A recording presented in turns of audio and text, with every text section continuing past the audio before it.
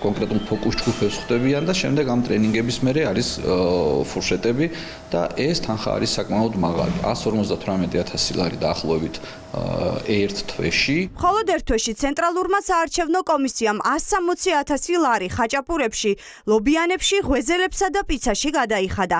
ხალხის ფულით სუფრები უშუალოდ საოლქო საარჩევნო კომისიების შენობებში იშლებოდა და 10,000-ობით ლარი იხარჯებოდა. მაგალითად, მხოლოდ ბათუმის საოლქო კომისიის ერთკვირიანი მენიუ ჯამში 4,000 ლარი დაჯდა.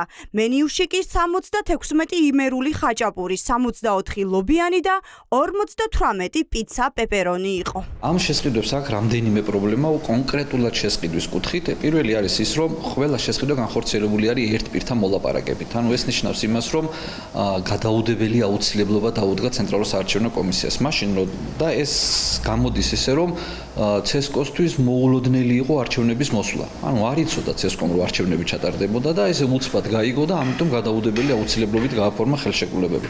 2090 ლარი დაუჯდა ჩუღურეთის საოლქო საარჩევნო კომისიას 20 დღიანი პროექტი არჩევნები და ელექტრონული კომუნიკაციები.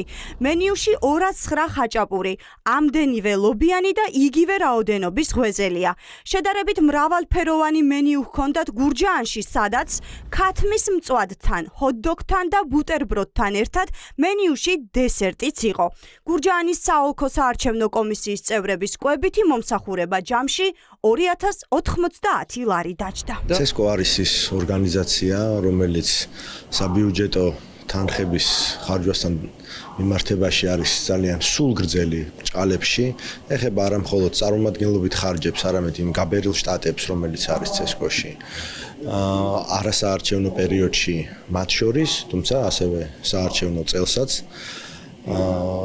ის რაოდენობა ადამიანების, რომლებიც ცესკოში მუშაობდნენ, ცესკო არის პრაქტიკულად დასაქმების ერთ-ერთი კანტორა, შრომით ხელშეკრულებით დასაქმებული ადამიანები, სამივლინებო ხარჯები. ეს ყველაფერი არის იმ ადამიანების კომფორტისთვის, რომლებიც ბიძინა ივანიშვილს და მის რეჟიმს უსრულებენ ძალიან მნიშვნელოვან სამსახურს არჩევნებზე, მიტაცების და გაყალბების მექანიზმების განხორციელების გზით. ნებივრობს ცენტრალური საარჩევნო კომისიის არაღიარებული თავმჯდომარე, მისი მოადგილეები, მთელი ეს შემადგენლობა და სახელმწიფო ბიუჯეტის ფულს ჭამენ.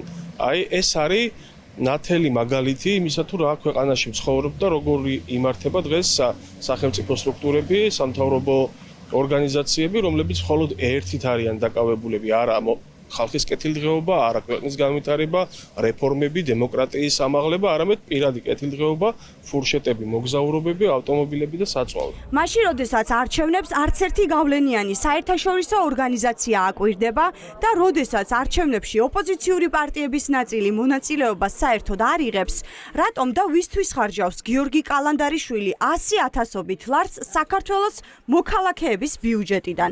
ხელისუფლების ოპონენტები აცხადებენ, რომ ცენტრალურ საარჩევნო კომისიას დიდ პრივილეგიებს იმიტომ უქმნიან, რომ არჩევნებზე ქართული ოცნების დავალებები შეასრულოს.